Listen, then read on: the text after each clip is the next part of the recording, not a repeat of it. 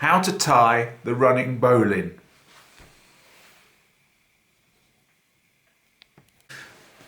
So to tie the running bowline, as you can see, I've got my rope laid out in front of me, and to the right hand side is the working end. First thing I'm going to do is just make it easier to tie, is I'm just going to turn it round, and then we have a bite at the top of our rope like so, and then as you can see down here on the right hand side is my working end, and on the left hand side is my standing part.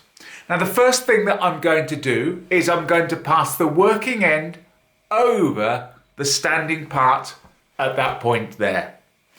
The next thing I do is I'm going to take my working end and pass it underneath the standing part, and as you can see we've now formed a loop at that point.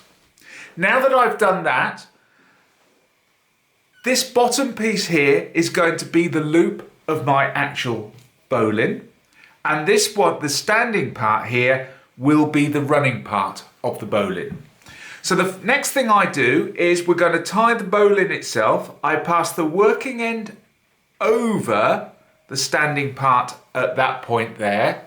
And now that I've done that, I then get hold of it in my hands and I just give it a quick twist.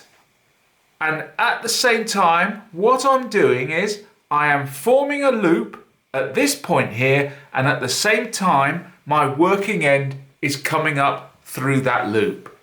Then the next thing we do is we finish off the bowline, and I pass that working end underneath that standing part there. So take it underneath, and then the next thing we do is we take that working end and we pass it down through that loop through which it previously came.